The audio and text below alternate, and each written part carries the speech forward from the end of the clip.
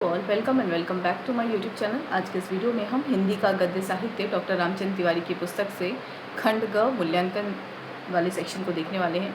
और इस सेक्शन से हमने भारतेंदु हरिश्चंद्र इस रचनाकार को कंप्लीट कर लिया था। प्रताप नारायण मिश्र से संबंधित तथ्यों को भी हमने देख लिया था। महावीर प्रसाद द्विवेदी से भी संबंधित तथ्यों को हमने देख लिया था। महावीर प्रसाद द्विवेदी के बाद हमने बाबू श्याम सुंदर दास से संबंधित तथ्यों को देखा था। उसके बाद हमने रामचंद्र शुक्ल से संबंधित तथ्यों को देखा था। आज हम प्रेमचंद से संबंधित तथ्यों को देखेंगे। ठीक है, अगर हम इसके बाद देखें तो प्रेमचंद के बाद जयशंकर प्रसाद हैं, वृंदावन लाल वर्मा हैं, बाबू गुलाब राय हैं, माखनलाल चतुर्वेदी हैं, राहुल सांकृत्यायन हैं, निराला हैं, पंत हैं, इलाचंद जोशी हैं, यशपाल हैं, भगवती चरण वर्मा हैं, जैनेन्द्र कुमार हैं, नंदलाल वाजपेयी हैं, हजारी प्रसाद द्विवेदी हैं, पंडित शांतिप्रिय द्विवेदी हैं, महादेवी वर्मा हैं, रामधारी सिद्धनकर हैं, उपेंद्र नाथ अश्क हैं, अज्ञेय हैं, रामविलास शर्मा हैं, विष्णु प्रभाकर हैं, डॉक्टर नगेंद्र हैं, अमृतलाल नागर हैं और फणीश्वरनाथ रेणु हैं। ठीक है, तो इनसे संबंधित तथ्यों को भी हम देखेंगे। तो फिलहाल हम अपने मेन टॉपिक की ओर बढ़ते हैं, यानी प्रेमचंद से संबंधित तथ्यों को आज हम देखना प्रारंभ करते हैं। तो आज का टॉपिक है प्रेमचंद। पहला तथ्य हम देख लेते हैं। गद्यकार प्रेमचंद मुख्यतः कथाकार के रूप में सामने आते हैं। वे कथा के सम्राट हैं, वे कथा साहित्य के सम्राट हैं। दूसरा है, आधुनिक युग जीवन एवं जनचेतना की प्रत्येक हिलोर उनके साहित्य में लहरा उठी है। उनका दूसरा रूप निबंध लेखक का भी है। उनके निबंधों का संबंध भाषा एवं साहित्य संबंधी उनकी निजी मान्यताओं से है। अगला है, कथाकार प्रेमचंद का व्यक्तित्व इतना आकर्षक, सहज और प्रभावशाली है कि उनके निबंधकार को लोग प्रायः भूल से गए हैं, फिर भी उसका हिंदी गद्य साहित्य में स्थायी महत्व है। प्रेमचंद के गद्य साहित्य में उनके पत्रों का महत्व भी निर्विवाद है। इन पत्रों का संपादन करके श्री अमृत राय, अगर हम पत्रों के संपादन की अगर बात करें तो अमृत राय मदन गोपाल ने हिंदी की बहुत बड़ी सेवा की है। इन पत्रों के आधार पर प्रेमचंद के जीवन संघर्ष और उनके समय की साहित्यिक गतिविधियों को बखूबी समझा जा सकता है। प्रेमचंद एक सफल अनुवादक भी थे और पत्रकारिता के क्षेत्र में भी उन्होंने एक कीर्तिमान स्थापित किया था। यहाँ हम उनके गद्य साहित्य के इन सभी रूपों का विवेचन करेंगे। यानी हमने प्रेमचंद को कथाकार के रूप में देखा है, उपन्यासकार के रूप में देखा है। कथाकार और उपन्यासकार को हम एक में ही शामिल करके कथाकार के रूप में ही हम उनको देखेंगे, निबंधकार के रूप में देखेंगे, अनुवादक के रूप में देखेंगे और संपादक के रूप में भी उनकी भूमिका को देखेंगे। तो सबसे पहले हम देखते हैं निबंधकार प्रेमचंद को। प्रेमचंद के निबंधों का एक संग्रह कुछ विचार, ठीक है, ये आप ज़रूर पढ़िएगा और बहुत छोटी सी है ये पुस्तक। इनमें इनके तमाम निबंधों के संग्रह या फिर कहीं भाषण इन्होंने जो दिया है उससे संबंधित जितने भी विषय हो सकते थे, यानी साहित्य का उद्देश्य क्या है, उपन्यास कला, कहानी कला को लेकर इसमें कई ऐसे लेख आपको मिलेंगे। तो कुछ विचार जो यह पुस्तक है, यह निबंधों का संग्रह है प्रेमचंद का। दूसरा तथ्य ये कहता है कि अमृत राय ने हंस की पुरानी फाइलों से प्रेमचंद की दबी हुई सामग्री को श्रमपूर्वक संकलित करके उसका परिवर्धित संस्करण साहित्य का उद्देश्य नाम से प्रकाशित किया है। तो कुछ विचार प्रेमचंद के निबंधों का संग्रह है। और उसके बाद कुछ ऐसी महत्वपूर्ण रचनाएं प्रेमचंद की थी जिसको अमृत राय ने संकलित करके उसका नाम साहित्य का उद्देश्य नाम से प्रकाशित कराया है। जोड़ी हुई नवीन सामग्री प्रायः विविध साहित्यिक प्रश्नों, विवादों एवं समस्याओं के संबंध में समय समय पर प्रेमचंद द्वारा लिखी गई संपादकीय टिप्पणियों का संग्रह है। तो ये क्या है, इनके संपादकीय टिप्पणियों का संग्रह है साहित्य का उद्देश्य। अगला है प्रेमचंद विविध प्रसंग। यह भी एक इनका संग्रह है कि दूसरे और तीसरे खंडों में अमृत राय जी ने माधुरी, चांद, मर्यादा, हंस, जागरण, स्वदेश आदि पत्रों में प्रकाशित उनके निबंधों को संग्रहित कर दिया है। इन निबंधों को पढ़कर हमारी आंखें खुल जाती हैं। ठीक है, अगर हम देखें तो प्रेमचंद विविध प्रसंग के दूसरे और तीसरे खंड में अमृत राय ने इनकी जितनी तमाम पत्रिकाएं थी उनमें जो कुछ भी निबंध प्रकाशित हुए थे उनको संग्रहित किया है। अगला है, प्रेमचंद ने अपने छोटे से जीवन में बहुत कुछ देखा, सुना और पढ़ा लिखा था। उन्होंने साहित्य के अतिरिक्त सभ्यता, संस्कृति, कला आदि विषय पर भी बहुत कुछ लिखा है। देश विदेश की राजनीतिक गतिविधियों पर उन्होंने सुलझे हुए सारगर्भित विचार व्यक्त किए हैं। इन सारे निबंधों में से हम यदि केवल उनके साहित्य के दायरे में आने वाले निबंधों को ही लें तो देखेंगे कि साहित्य की ऐसी कोई महत्वपूर्ण समस्या नहीं है जिस पर उन्होंने विचार न किया हो। उन्होंने साहित्य के स्वरूप और उद्देश्य तथा कहानी और उपन्यास के कलात्मक संगठन के संबंध में ही नहीं, भाषा और लिपि के संबंध में भी विचार किया है। इन निबंधों में निम्नलिखित विशेष महत्वपूर्ण है। अगर हम देखें तो कौन कौन से वो निबंध हैं। अगर हम साहित्य संबंधी निबंधों की बात करें तो साहित्य संबंधी निबंधों में साहित्य का उद्देश्य है, जीवन में साहित्य का स्थान है। तो ये सभी निबंध के नाम हैं, ठीक है, शीर्षक हैं निबंध के।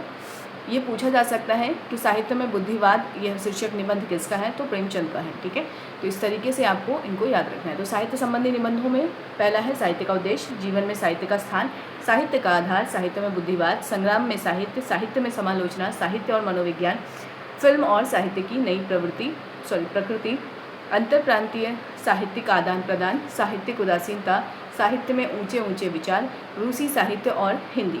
तो ये तमाम ऐसे निबंध हैं जो साहित्य संबंधी हैं। अगला है भाषा संबंधी। इसके बाद अगर हम करें तो राष्ट्रभाषा हिंदी और उसकी समस्याएं, पहला इसका निबंध है। मतलब राष्ट्रभाषा से संबंधित अगर हम देखें तो राष्ट्रभाषा हिंदी और उसकी समस्याएं, ये एक निबंध है। कौमी भाषा के विषय में कुछ विचार, हिंदी उर्दू की एकता, हिंदी उर्दू और हिंदुस्तानी, जैसे मैंने बताया ना कुछ विचार में यह लेख भी है, यह निबंध भी है, उर्दू, हिंदी और हिंदुस्तानी। ठीक है, तो जब आप पढ़ेंगे उसको तो आपको वो महत्वपूर्ण लगेगा उस हिसाब से। ठीक है, तो भाषा संबंधी अगर हम देखें तो ये निबंध प्रेमचंद के थे। लिपि संबंधी की अगर हम बात करें तो लिपि संबंधी निबंधों में एक ही है, शिरोरेखा क्यों हटानी चाहिए। अगला है कहानी संबंधी अगर हम निबंधों की बात करें तो इसमें कहानी कला 1, 2, 3, ये भी प्रेमचंद के कुछ विचार निबंध संग्रह में संकलित है। हिंदी गल्प कला का विकास, दंत कथाओं का महत्व, एक प्रसिद्ध गल्पकार के विचारक और प्रेम विषयक गल्पों से अरुचि, ये सभी क्या है, कहानी संबंधी निबंध है। उपन्यास संबंधी निबंध की अगर हम बात करें तो उपन्यास और उपन्यास का विषय, ये भी शायद निबंध उसी में है, कुछ विचार में संकलित है। शेष निबंध सामयिक साहित्यिक गतिविधियों से संबंध है, जिनमें समकालीन अंग्रेजी ड्रामा, रोमारोला की कला, सिनेमा और जीवन, समाचार पत्रों के मुफ्तखोर पाठक, जापान में पुस्तकों का प्रचार, रुचि की विभिन्नता आदि अनेक विषयों पर स्फूर्त विचार प्रकट किए गए हैं। साहित्य संबंधी निबंध सैद्धांतिक विषयों को लेकर नहीं लिखे गए हैं। प्रेमचंद ने सरल ढंग से साहित्य के व्यावहारिक मूल्यों पर ही विचार किया है। कहानी और उपन्यास संबंधी निबंधों में कथा साहित्य की इन दोनों विधाओं के सैद्धांतिक स्वरूप पर भी विचार किया गया है। भाषा संबंधी निबंधों में प्रेमचंद की स्पष्ट एवं व्यावहारिक भाषा नीति का परिचय मिलता है। शेष निबंध इस तथ्य के साक्षी हैं कि प्रेमचंद के नेत्र और कान देश विदेश में होने वाली साहित्यिक घटनाओं और चर्चाओं पर सदैव लगे रहते थे। निबंधकार प्रेमचंद की सबसे बड़ी विशेषता दृष्टिकोण की व्यापकता, विचारों की उदारता तथा कथन की सरलता और स्पष्टता है। जीवन में सुलझा हुआ कलाकार विचारों में सदैव स्पष्ट रहा है। उनके विचार उनके अध्ययन और अनुभव के परिणाम हैं। प्रेमचंद अध्ययनशील व्यक्ति थे। उन्होंने उर्दू और फारसी के अतिरिक्त अंग्रेजी साहित्य का भी अच्छा ज्ञान प्राप्त कर लिया था। उन्होंने अपने साहित्य संबंधी विचारों को व्यक्त करते हुए समय समय पर Shakespeare, Dickens, Wells, Hardy, Kipling, Bernard Shaw, Henry James, Bronte आदि अंग्रेजी, मोपासा और बाल्जाक जैसे फ्रांसीसी तथा चेखव, दोस्टोवस्की, टॉल्स्टॉय और गोर्की आदि रूसी साहित्यकारों का उल्लेख किया है। अपने साहित्य के वैचारिक स्तर को ऊंचा करने के लिए वे सतत जागरूक रहे हैं। तो अगर हम देखें तो इन साहित्यकारों का इन्होंने उल्लेख किया है, जो अंग्रेज़ी के हैं, कुछ फ्रांसीसी के हैं और कुछ रूसी साहित्य से संबंधित हैं। अगला अगर हम देखें तो प्रगतिशील लेखक संघ के लखनऊ अधिवेशन के सभापति पद से बोलते हुए उन्होंने कहा था, आपके लिए ये जो कथन है ये महत्वपूर्ण हो जाएगा। प्रगतिशील लेखक संघ के अधिवेशन, लखनऊ अधिवेशन में उन्होंने क्या कहा था, उन्होंने कहा था अगर हम अंतर्राष्ट्रीय साहित्यकार सम्मेलनों की रिपोर्ट पढ़ें तो हम देखेंगे कि ऐसा कोई शास्त्रीय, सामाजिक, ऐतिहासिक और मनोवैज्ञानिक प्रश्न नहीं है जिस पर उनमें विचार विनिमय ना होता हो। इसके विरुद्ध हम अपनी ज्ञान सीमा को देखते हैं तो हमें अपने अज्ञान पर लज्जा आती है। यानी प्रेमचंद का कहना था कि हम सीमित चीज़ों को लेकर बहस करते हैं या उसके इर्द गिर्द ही ज्ञान को जानना चाहते हैं या ज्ञान लेते हैं, लेकिन जब हम बाहरी दुनिया की बात करते हैं या विदेशों की बात करते हैं या अंतर्राष्ट्रीय स्तर पर हम इस तरह के सम्मेलन देखते हैं तो वहाँ पे विविध विषयों को समेटा जाता है और उस पर अपने ज्ञान को या ज्ञान विज्ञान की चीज़ों को लाया जाता है। ठीक है, यानी सीमा में बंद कर नहीं रहते हैं लोग।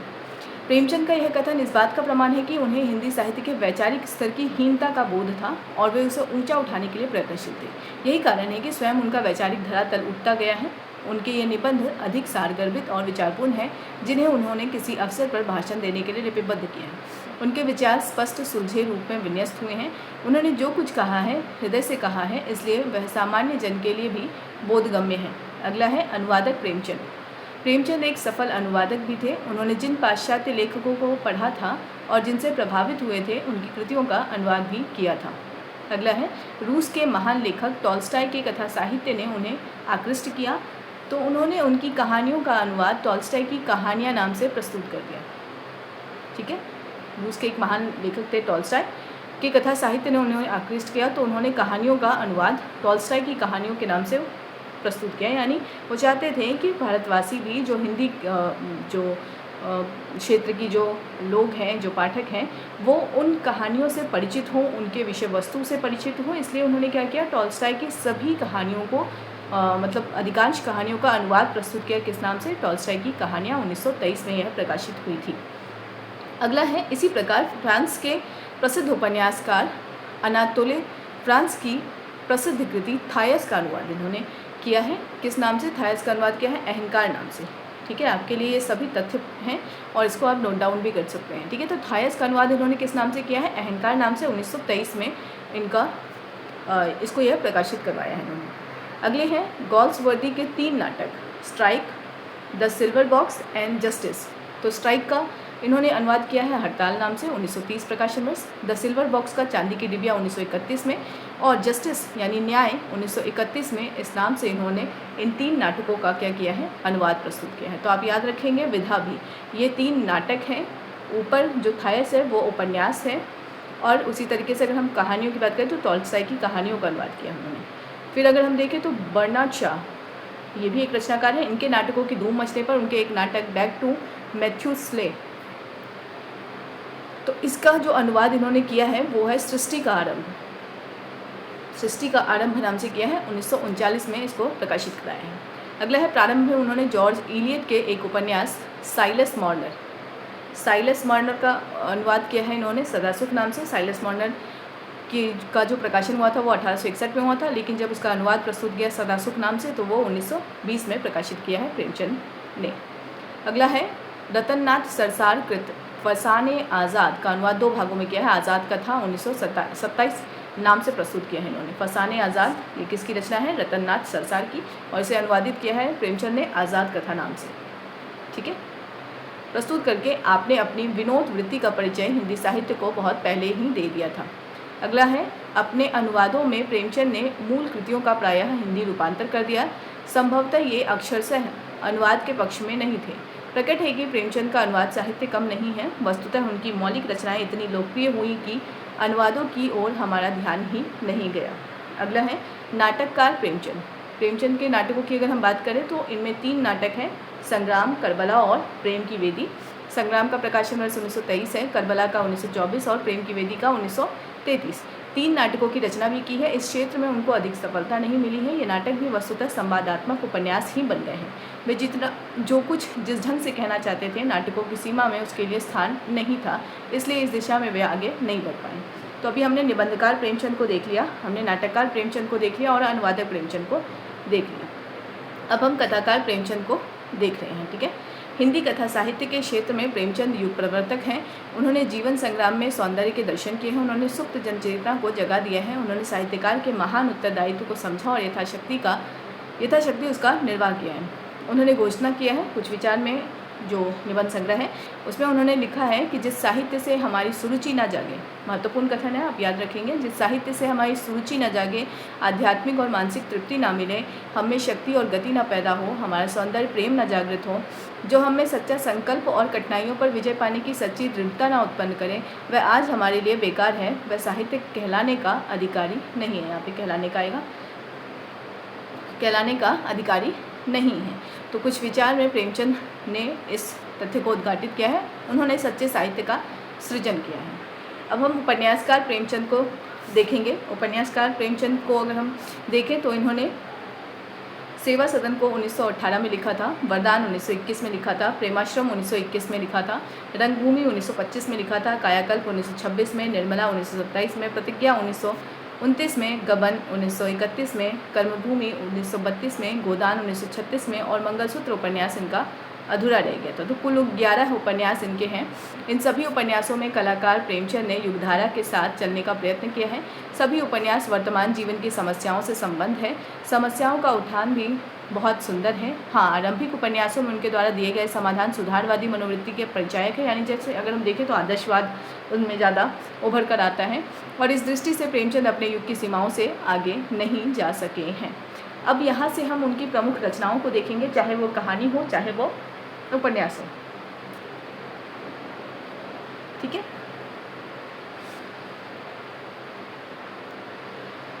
तो सबसे पहले अगर हम देखें तो रूठी रानी इनकी एक रचना है। इसके संबंध में तथ्य दिया है कि प्रेमचंद का एकमात्र ऐतिहासिक उपन्यास रूठी रानी है। ठीक है, यहाँ हमने जो उपन्यास देखा है ये प्रेमचंद की वो उपन्यास है जो ज़्यादा चर्चित हुई है। ठीक है, रूठी रानी उपन्यास इतना प्रसिद्ध या इतना लोकप्रिय नहीं हो पाया है, लेकिन ये एक ऐतिहासिक उपन्यास है, ऐसा पुस्तक में बताया जा रहा है। इसमें मारवाड़ के राजा मालदेव, ठीक है, आप नाम भी याद करते रहेंगे, मालदेव, और उसकी रूठी रानी इमादे की कहानी है। जिस मालदेव ने शेरशाह के छक्के छुड़ा दिए थे, वह अपनी रूठी रानी को न मना सका। इसमें उपन्यासकार ने राजपूतों की वीरता और आपसी फूट का अच्छा वर्णन किया है, साथ ही महलों में चलने वाली सामंत जीवन की रंगरेलियों का भी सजीव अंकन किया है। प्रारंभिक कृति होने के कारण रचना साधारण कोटि की है। अगली रचना है सेवा सदन। सेवा सदन प्रेमचंद का पहला उपन्यास है। हिंदी जगत में इसका अच्छा स्वागत हुआ था। इस उपन्यास में प्रेमचंद ने वैश्याओं के सुधार की समस्या उठाई थी। डॉक्टर रामविलास शर्मा का यह कथन आपके लिए महत्वपूर्ण हो जाएगा। डॉक्टर रामविलास शर्मा के अनुसार इसकी मुख्य समस्या भारतीय नारी की पराधीनता है।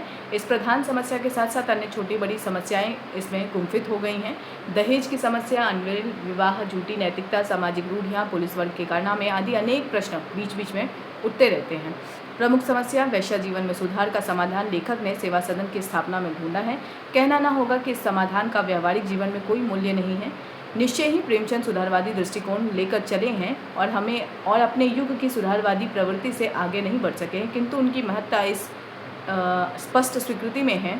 हमें उनसे घृणा करने का कोई अधिकार नहीं है। यह उनके साथ घोर अन्याय होगा। यह हमारी ही कुवासनाएं हैं, हमारे ही सामाजिक अत्याचार, हमारी ही कुप्रथाएं जिन्होंने वैश्याओं का रूप धारण किया है। तो ये जो कथन है ये आपके लिए महत्वपूर्ण हो जाता है।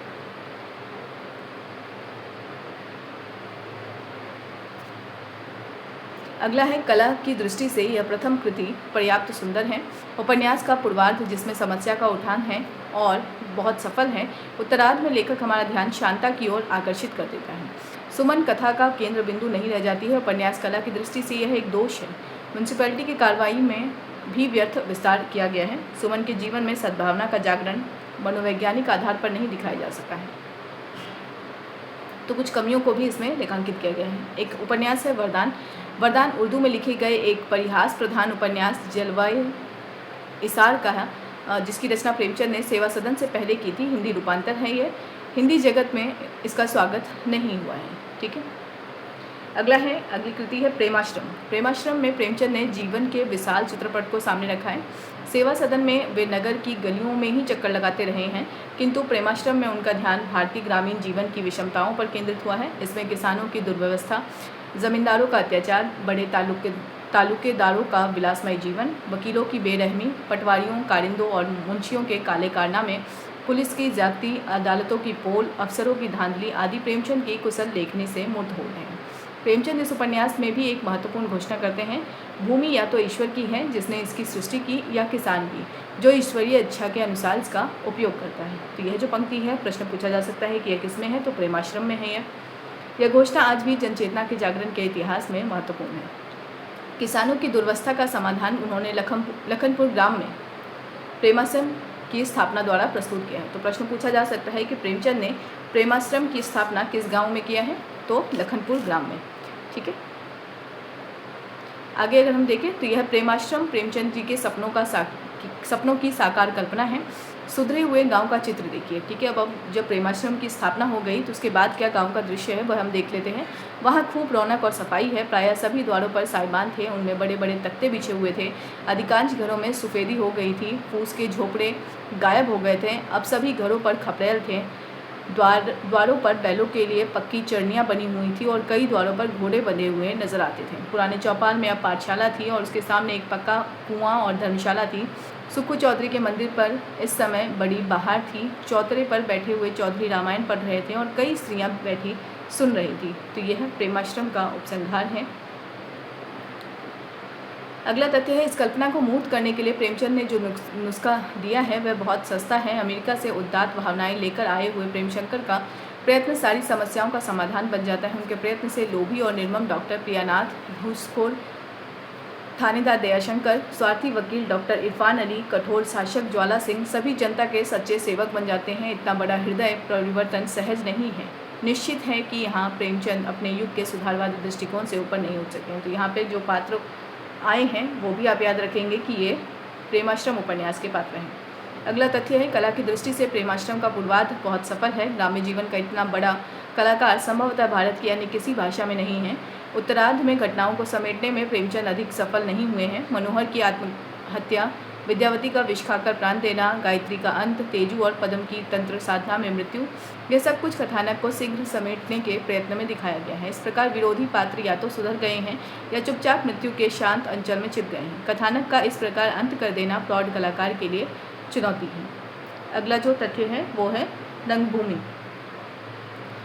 रंगभूमि भारतीय जनजीवन का रंगमंच है। वर्तमान युग जीवन के सभी प्रतिनिधि पात्र इस मंच पर सच्चा अभिनय करते हैं। यह कृति प्रेमचंद की विराट उद्भावना है। इसमें कलाकार ने मुख्यतः औद्योगिक समस्या के दुर्गुणों की ओर एक सच्चे आदर्शवादी की तरह दृष्टिपात किया है।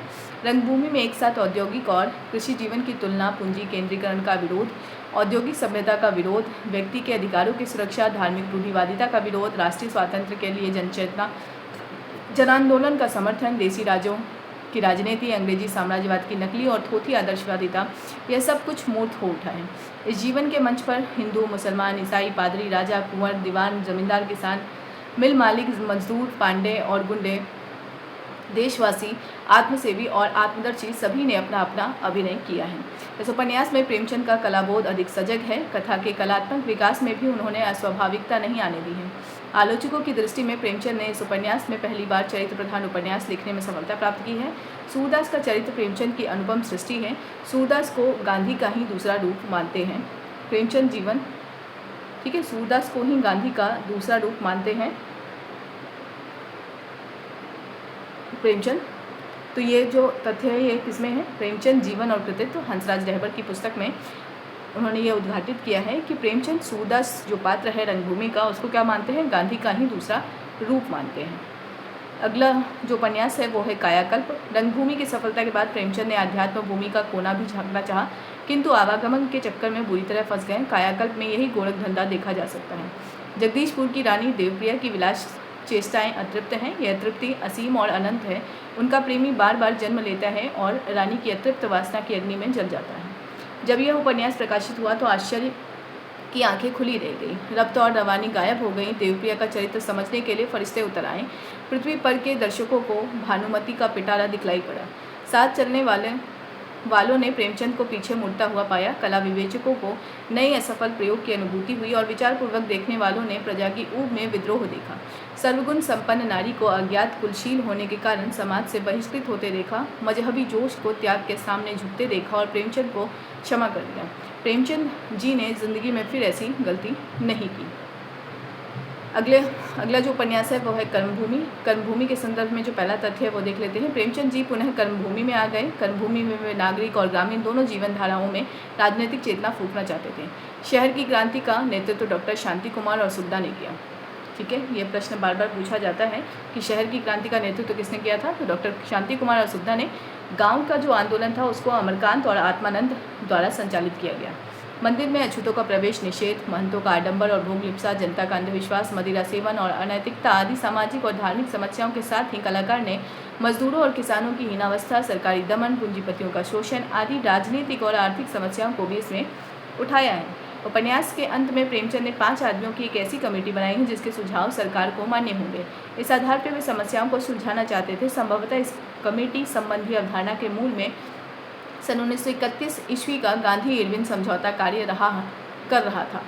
इसके बावजूद इस उपन्यास में स्थितियों और घटनाओं के चित्रण में प्रेमचंद का दृष्टिकोण अपेक्षाकृत यथार्थवादी है। मुन्नी, सुद्धा, सलोनी और नैना जैसे नारी पात्रों के चित्रण में उन्हें सफलता मिली है। इस उपन्यास में प्रेमचंद ने गरीब, शहरी और ग्रामीण जनता का यथार्थ चित्र खींचा है और उनके प्रति पाठक की सहानुभूति जागृत की है। कला की दृष्टि से कर्मभूमि असफल कृति नहीं मानी जा सकती, क्योंकि कथा संगठन में स्वाभाविकता है। जहाँ कहीं लेखक ने लंबे लंबे भाषणों और विवादों द्वारा अपने विचार व्यक्त करने की चेष्टा की है, वहाँ उपन्यास के स्वाभाविक प्रवाह में व्याघात पैदा हो गया है। कुछ पात्र पूर्ण विकसित नहीं हो सके हैं, किंतु उनकी अनावश्यक हत्या नहीं की गई है। कथानक की 2 अलग अलग धाराओं को जोड़ने में भी प्रेमचंद को पर्याप्त सफलता मिली है। सब मिलाकर कर्मभूमि प्रेमचंद की यथार्थवादी कला चेतना के विकास की सूचना देती है। अगला है गबन। प्रेमचंद का यह उपन्यास हम देख लेते हैं। गबन में प्रेमचंद ने पारिवारिक जीवन का मनोवैज्ञानिक चित्र उपस्थित किया है। नारी की आभूषण प्रियता और पुरुष का आत्म प्रदर्शन, मध्यवर्गीय समाज की इन दोनों ग्रंथियों को पति पत्नी के जीवन में चरितार्थ करते हुए प्रेमचंद ने बड़ी ही सघन और स्वाभाविक कथा सृष्टि की है। प्रथम बार प्रेमचंद ने पात्रों में अंतर्द्वंद उपस्थित किया है। परिस्थितियों के भंवरजाल में पढ़कर व्यक्ति को संघर्ष करते हुए दिखाया है, व्यक्ति की दुर्बलताओं को प्रत्यक्ष किया है। उपन्यास के उत्तरार्ध में पुलिस, न्यायालय तथा वेश्या जीवन पर भी प्रकाश डाला गया है।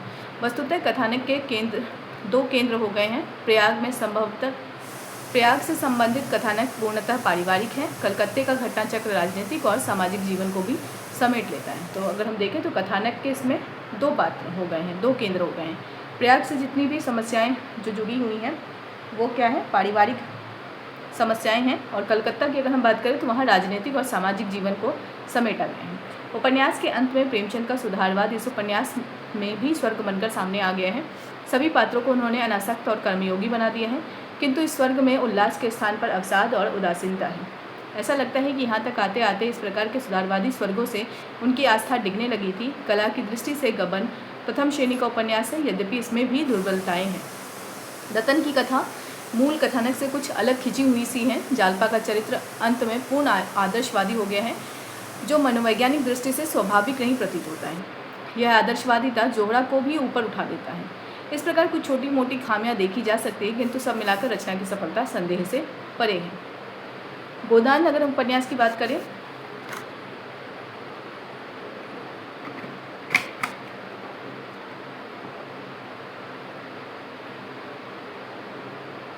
तो गोदान प्रेमचंद का चिर अमर कृति स्तंभ है। यह उनकी प्रौढ़तम कृति है। गोदान में प्रेमचंद का संपूर्ण जीवन अनुभव सिमट कर केंद्रीभूत हो गया है। इसकी कथा के दो प्रमुख सूत्र हैं, होई, गोबर, धनिया, जुनिया तथा अन्य ग्रामीण व्यक्तियों दातादीन, लोकेराम, पटेश्वरी, झिंगुरी सिंह को लेकर चलने वाला कथा सूत्र ग्रामीण जीवन के साथ विकसित होता है। नागरिक जीवन को लेकर चलने वाला दूसरा कथा सूत्र है। इसमें पंडित ओमकार नाथ संपादक हैं, श्याम बिहारी तनखा बीमा कंपनी के दलाल हैं, मिस्टर खन्ना उद्योगपति हैं, मिस्टर मेहता दर्शन शास्त्र के अध्यापक हैं, मिस्टर मिर्जा जूते के दुकानदार हैं और मिस मालती डॉक्टर हैं। तो ये प्रधान पात्र हैं। तो ये आप याद रखेंगे, प्रश्न यहाँ से भी पूछा जा सकता है कि बीमा कंपनी के दलाल कौन है। ठीक है, प्रश्न पूछा ही गया है यूजीसी नेट में। ठीक है, तो जहाँ जहाँ पात्र आए हैं उपन्यासों की, जहाँ जहाँ चर्चा हुई है वहाँ आप उनको ध्यान देंगे। दोनों कथा सूत्रों को जोड़ने वाले इलाके के जमींदार राय साहब अमरपाल सिंह हैं। अब दोनों कथाओं को कौन जोड़ रहे हैं, राय साहब अमरपाल सिंह। होरी की कथा आधिकारिक और नागरिकों की कथा प्रासंगिक है, किंतु प्रासंगिक कथा प्रमुख कथा के विकास में अनिवार्य नहीं है, आवश्यक भी नहीं है। उसकी उपादेयता ग्रामीण जीवन और नागरिक जीवन की विषमता प्रत्यक्ष करने में ही है। होरी उपन्यास का नायक है। वे किसानों का प्रतिनिधि हैं। धर्म के ठेकेदारों, छोटे बड़े महाजनों, जमींदारों के जाल में उलझा हुआ मर्यादावादी किसान घिसते घिसते मजदूर हो जाता है और पिसते पिसते शव। संक्षेप में यही उसका जीवन है। दूसरी ओर सभ्य और नागरिक समाज की स्थिति भी सामाजिक उत्थान के लिए आशाप्रद नहीं है। जनता के सेवक कहलाने वाले पत्रकार स्वार्थी हैं। वे अमीरों से चुपके रुपया खाते हैं। दार्शनिक दृष्टि वाले प्रोफेसर इस सीमा तक तटस्थ हैं कि मजदूरों की हड्डी पर महल खड़ा करते हैं।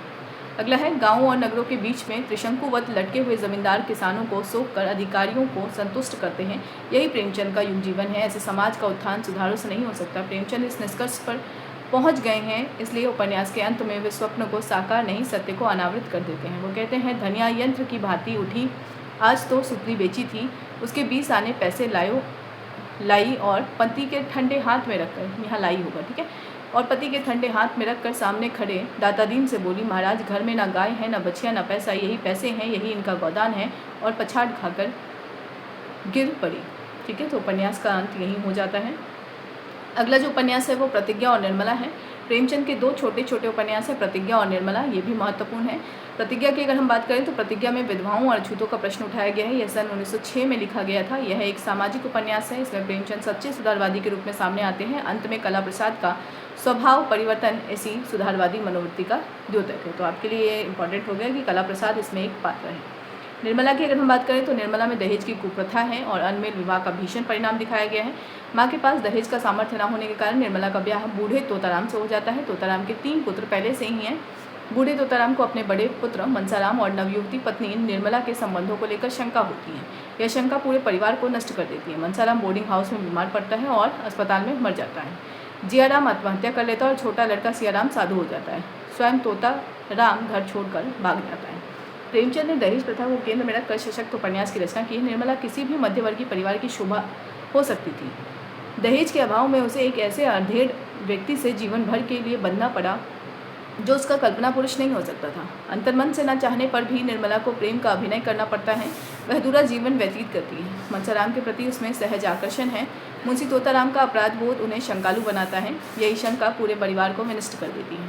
प्रेमचंद ने तोताराम के अपराध बोध और दयनीयता, निर्मला के मन को निरंतर मतने वाले असुरक्षा भाव, मनसाराम की विवशता, जियाराम की घुटन और सियाराम की निर्वलंबता का बड़ा ही सजीव और मनोवैज्ञानिक और मार्मिक चित्र खींचा है। अगला अंतिम कृति अगर हम देखें तो प्रेमचंद की अंतिम कृति है मंगलसूत्र। यह अधूरी है। संभवतः इसमें प्रेमचंद जी अपनी जीवन गाथा प्रस्तुत कर रहे थे। उपन्यास का नायक देव कुमार है, एक लेखक है। साहित्य सेवा में सब कुछ खोकर दरिद्र हो चुका है। बड़ा लड़का संत कुमार वकील है, उसकी अलग दुनिया है। छोटा लड़का साधु कुमार पिता के आदर्शों पर चलने की कोशिश करता है। यह कथानक बहुत कुछ प्रेमचंद के जीवन पर चरितार्थ हो जाता है। मंगलसूत्र जनमंगल के लिए निश्चय ही किसी नवीन मान्यता का सूत्रपात करता, किंतु वह अधूरा रह गया। अब हम प्रेमचंद की शैली और उनकी रचनाओं की सामान्य विशेषता को जानेंगे। सबसे पहले अगर हम देखें तो प्रेमचंद जी ने अपनी कृतियों में तत्कालीन सामाजिक जीवन का विश्वसनीय चित्र प्रस्तुत किया है। असत्य न होगा यदि यह कहा जाए कि 1905 से 1936 तक का वास्तविक युग प्रवाह उनकी कृतियों में ही प्रवाहित हुआ है। लोक चेतना के इस नायक की कृतियों में कुछ ऐसी सामान्य विशेषताएं हैं जिनकी ओर हमारा ध्यान हठात खिंच जाता है। इन विशेषताओं को निम्नलिखित रूपों में देखा जा सकता है। प्रेमचंद जी सदैव सामाजिक और राजनीतिक प्रगति के साथ चलते रहे, इसलिए उनकी कृतियों में आर्य समाज की सुधार भावना, गांधी युग की राष्ट्रीयता और सत्याग्रह तथा और आगे बढ़कर समाजवादी युग की वर्ग चेतना और वस्तुवादी कला का रूप भी मिल जाता है। युगजनित आंदोलनों से प्रभावित होने पर भी प्रेमचंद जी ने मानवता की व्यापक भूमि का तिरस्कार नहीं किया, इसलिए किसी वर्ग विशेष से उनका पूर्ण मानसिक गठबंधन नहीं हो सका। गरीब मजदूरों किसानों के प्रति उन्हें अपार सहानुभूति थी, किंतु मनुष्यता में उनका विश्वास आजीवन बना रहा। घृणित से घृणित पात्र को भी उन्होंने जीवन के किसी एकांत क्षण में क्षमा कर दिया। महाजनी सभ्यता और साम्राज्यवादी शोषण के प्रति उनमें आक्रोश अवश्य है। प्रेमचंद जी के उपन्यासों का सृजन केवल कलात्मक सृजन नहीं है, उनकी सामाजिक उपादेयता कहीं अधिक महत्वपूर्ण है। उनका पक्का मत था कि परोक्ष या अपरोक्ष रूप से सभी कला उपयोगिता के सामने घुटना टेकती है। प्रेमचंद जी के उपन्यासों में आदर्शोन्मुख यथार्थवाद प्रतिबिंबित हुआ है। वे स्वयं कहते हैं, इसलिए वही उपन्यास उच्च कोटि के समझे जाते हैं जहाँ यथार्थ और आदर्श का समावेश हो गया हो, उसे आप आदर्शोन्मुखी यथार्थवाद कह सकते हैं। साहित्य का उद्देश्य में उन्होंने यह कहा है। यह सिद्धांत सामान्यतः उनके सभी, ठीक है, आपके लिए यह महत्वपूर्ण तथ्य है, इसको याद रखेंगे।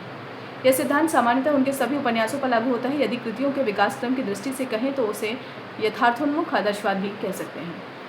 प्रेमचंद जी के उपन्यास चरित्र प्रधान हैं। चरित्र प्रधान उपन्यासों में घटनाएं और पात्र दोनों की स्थिति अन्योन्याश्रित होती हैं। पात्र ऊपर उठकर घटनासूत्र अपने हाथ में लेना चाहता है, उन पर नियंत्रण करना चाहता है, परिस्थितियों से ऊपर उठना चाहते हैं, किंतु परिस्थितियों के भीषण बत्याचक्र में पड़कर चित्कार कर उठते हैं। पाठक के सामने उनका चित्र सजीव हो जाता है। परिस्थितियों से खिंचकर उसका ध्यान उस सजीव चित्र के ऊपर केंद्रित हो जाता है। उसके साथ सहानुभूति हो जाती है। रंगभूमि का सूरदास, गोदान का होरी, गबन का रमानाथ ऐसे ही सजीव मानव चरित्र हैं। प्रेमचंद जी पात्रों का सृजन करते समय उन्हें उदात्त दिखाने के लिए अपनी ओर से काटछांट करना आवश्यक मानते हैं। वे कहते हैं, साहित्यकार का पद इससे कहीं ऊंचा होता है। साहित्य का उद्देश्य इनका निबंध है और उसमें वो लिखते हैं कि साहित्यकार का पद इससे कहीं ऊंचा होता है। वह हमारे मनुष्यत्व को जगाता है।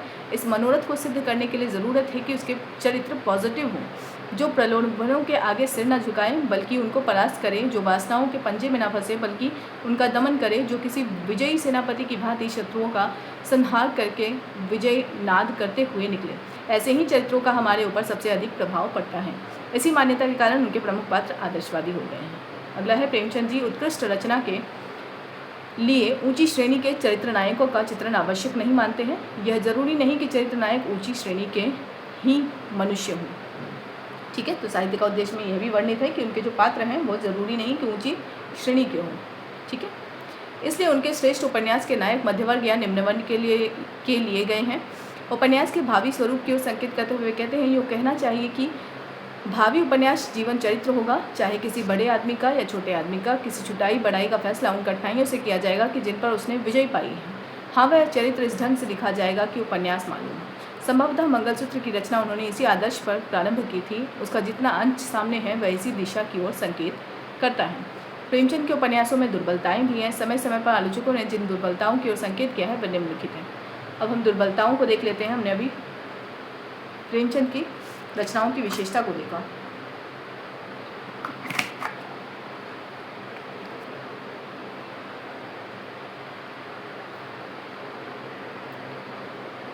दुर्बलताओं की अगर हम बात करें तो प्रेमचंद को मध्यवर्गीय जीवन एवं नागरिक सभ्यता के चित्रण में उतनी सफलता नहीं मिली जितनी ग्रामीण जीवन के चित्रण में थी।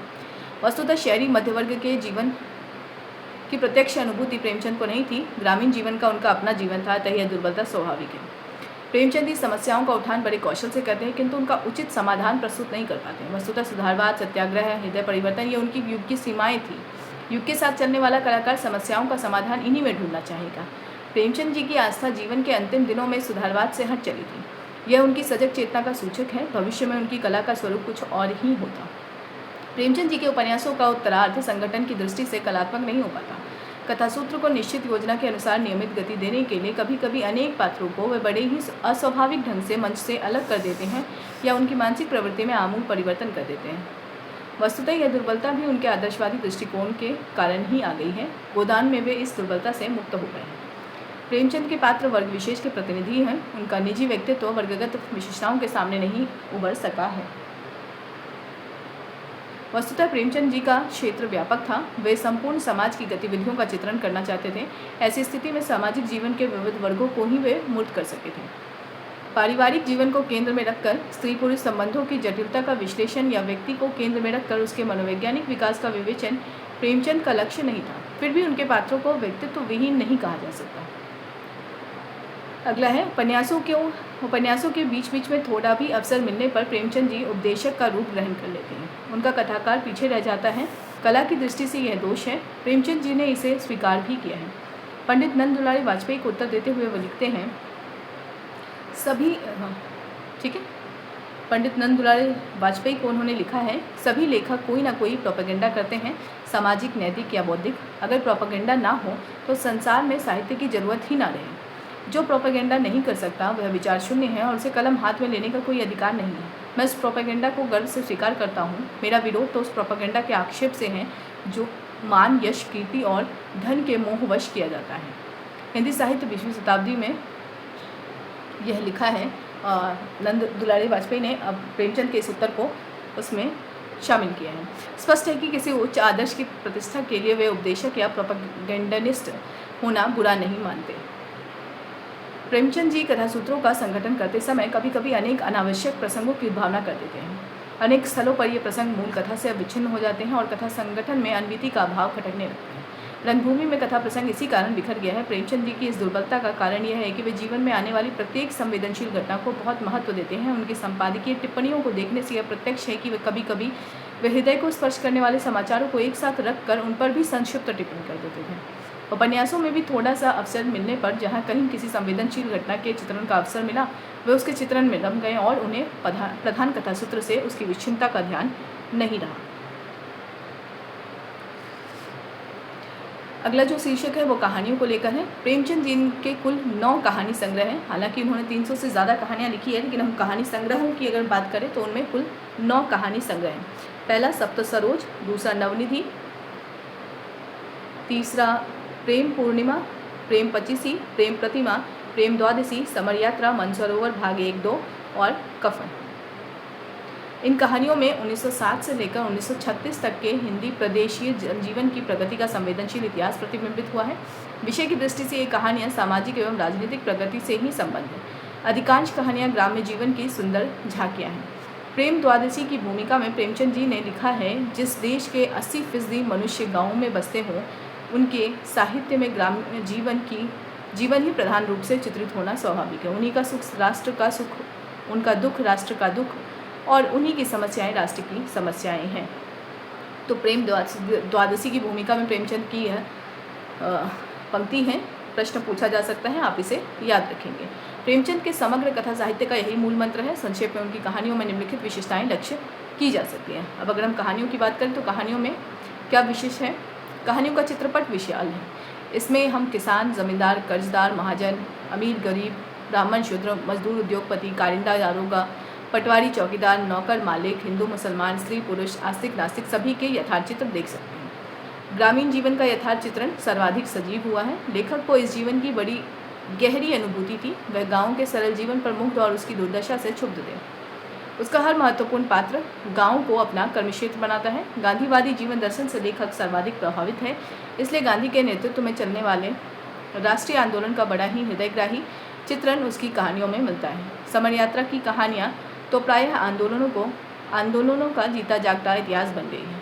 ठीक है, अगला है, इन कहानियों का शिल्प विधान भले ही पाश्चात्य आधार पर हुआ हो, किंतु इनकी आत्मा भारतीय आदर्शों से निर्मित है। सत्य, न्याय, त्याग, स्नेह, सौहार्द आदि आदर्शों की प्रतिष्ठा अनेक कहानियों का उद्देश्य है।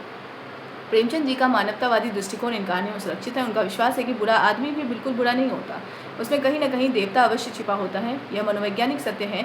उस देवता को खोल कर दिखा देना सफल आख्यायिका का काम है। प्रेम पीयूष की भूमिका में यह पंक्ति है, इसे भी आप याद रखेंगे और ये महत्वपूर्ण है। बड़े घर की बेटी आदि कहानियों में इसी देवता को जगाया गया है।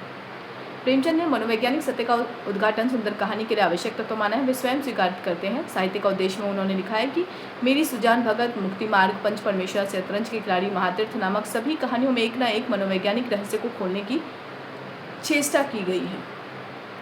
अगला है, नारी जीवन के प्रति संवेदना मिश्रित सुधारवादी दृष्टिकोण अपनाया गया है। इन्होंने नारी जीवन के प्रति संवेदना मिश्रित सुधारवादी दृष्टिकोण अपनाया गया है। इसमें प्रेमचंद अंत तक निर्णय नहीं कर सके थे कि नारी को पूर्ण स्वतंत्रता मिलनी चाहिए या नहीं। शांति नामक कहानी में उनका यह द्वंद्व भलीभांति प्रकट हुआ है। शांति कहानी को जरूर पढ़िएगा। कहीं कहीं हम प्रेमचंद की कहानियों में लोक जीवन में चलने वाले अंधविश्वासों, भूत प्रेत, नाग पूजा आदि का चित्रण भी पाते हैं। पता नहीं स्वयं लेखक इन पर कहाँ तक विश्वास रखता था। प्रेमचंद की कहानियों में सांप्रदायिक मनोवृत्ति का स्पर्श भी नहीं है। उन्होंने मुसलमान पात्रों का भी उतनी ही सहृदयता से चित्रण किया है जितनी सहानुभूति से हिंदू पात्रों का। मुक्तिधन कहानी में रहमान का चरित्र बहुत सुंदर हुआ है। वह गरीब किसान पहले और कुछ बाद को। प्रेमचंद की अंतिम कहानियों में यथार्थ का आग्रह प्रबल हो गया है। कफन संग्रह की कहानियों में साम्राज्य विरोधी स्वर अधिक स्पष्ट हुआ है और सामाजिक अन्याय, शोषण और रूढ़ियों के खंडन की प्रवृत्ति बढ़ी है। आहुति में एक स्त्री कहती है, ठीक है, उनकी कहानी आहुति है, उसमें एक स्त्री कहती है, अगर स्वराज्य आने पर भी संपत्ति का यही प्रभुत्व रहे और पढ़ा लिखा समाज यूं ही स्वार्थांध बना रहे तो मैं कहूँगी ऐसे स्वराज्य का ना आना ही अच्छा है। अंग्रेजी महाजनों की धन दौलुकता और शिक्षितों का स्वहित ही आज हमें पीछे डाल रहा है। उन्हीं बुराइयों को क्या प्रजा इसलिए सिर चढ़ाएगी कि वे विदेशी नहीं स्वदेशी हैं। तो यह जो पंक्ति है यह भी आपके लिए महत्वपूर्ण हो जाती है आहुति कहानी से। प्रेमचंद की कहानियों का सबसे प्रबल आकर्षण अनुभूति की तीव्रता है। प्रत्येक कहानी जीवन का एक अनुभूति खंड है जिसे उन्होंने हृदय की संपूर्ण निश्चलता के साथ उपस्थित कर दिया। हम उनकी शिल्प विधि पर नहीं, इसी सजग सरल अनुभूति पर रीझते हैं। इसका यह तात्पर्य नहीं कि प्रेमचंद जी की कहानियों में अभिव्यक्ति सौंदर्य है ही नहीं। उनकी कहानी भी क्रमशः प्रौढ़ता प्राप्त करती गई है और शिल्प विधि में कलात्मकता आती गई है। उनकी कहानियों के बारे में टिप्पणी करते हुए डॉक्टर रामविलास शर्मा लिखते हैं, आपके लिए कथन महत्वपूर्ण हो जाएगा। उनका कहानी साहित्य हमारे जातीय जीवन का दर्पण है। हिंदी भाषी जनता के उत्कृष्ट गुण उनके पात्रों में झलकते हैं। उनके अधिकांश पात्र हास्य प्रेमी, जिंदा दिल, कठिन परिस्थितियों का धीरज से मुकाबला करने वाले, अन्याय के सामने सिर न झुकाने वाले होते हैं। प्रेमचंद ने ये सब बातें जनता में देखी थी, इसलिए कहानियों में उन्हें चित्रित कर सके थे। अगला जो शीर्षक है वो कला विकास को लेकर है। कला विकास की अगर हम बात करें तो प्रेमचंद की प्रारंभिक कहानियाँ घटना बहुलता के कारण आकर्षक हैं। पात्र उभर नहीं पाए हैं, कलेवर अधिक लंबा है, इन्हें कथानक प्रधान कहा जा सकता है। आगे चलकर कथानक गौण हो गया है, पात्रों का चरित्र प्रधान हो गया है, कहानियाँ अपेक्षाकृत छोटी हो गई हैं, उनमें जीवन का एक मार्मिक अंश ग्रहण किया जाने लगा है। कला विकास की तीसरी स्थिति में कथानक अत्यंत छोटे हो गए हैं, व्यंग और प्रभाव की प्रधानता हो गई है। अब जीवन का एक अंश नहीं, एक बिंदु ग्रहण किया गया है और कहानियाँ मनोवैज्ञानिक रहस्य का उद्घाटन करती हैं। अगला जो तथ्य है वो है कफन, मनोवृत्ति, पूस की रात, कुसुम आदि इसी विकसित कला चेतना की सृष्टि है। आप कहानियों को भी याद रखेंगे। जो कहानियाँ रिपीट होती जा रही हैं, यानी जिनका नाम आपने पहले से सुना है वो तो आपको याद ही होंगे, लेकिन कुछ ऐसी कहानियाँ हैं जिनके विषय में हम इतना ज़्यादा जानते नहीं हैं।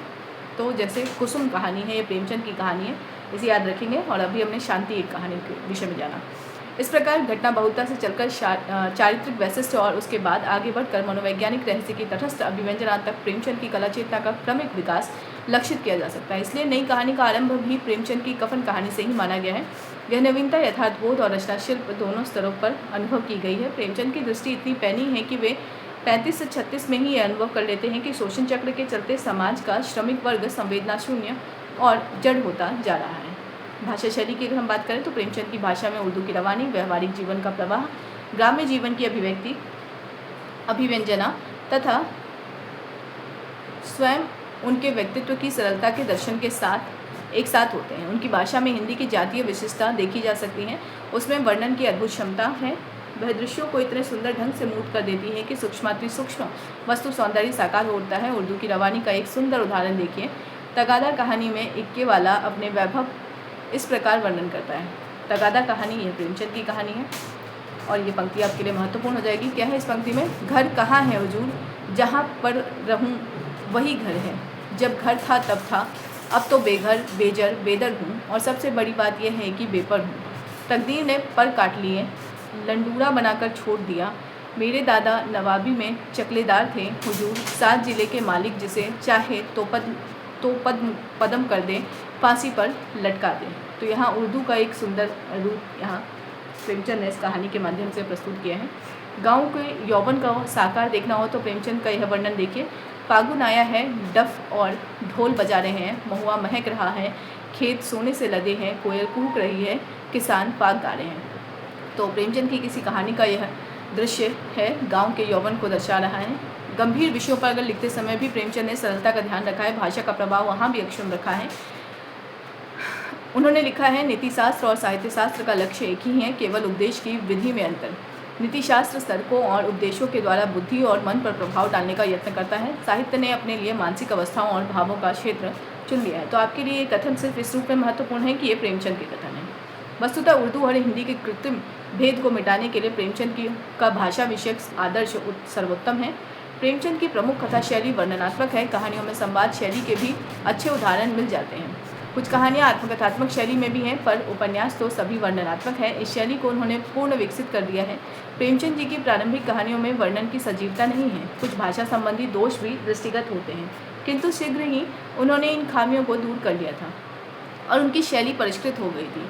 उनमें वर्णन की अद्भुत क्षमता थी। वे मनुष्य की आकृति, प्रकृति, मनोभावों के चढ़ाव उतार, घटनाओं की पृष्ठभूमि और उनका प्रभावपूर्ण ब्यौरा, प्राकृतिक सौंदर्य की रमणीयता, ग्राम्य जीवन की सरलता आदि सब कुछ का वर्णन बड़ी सजीव शैली में करते हैं।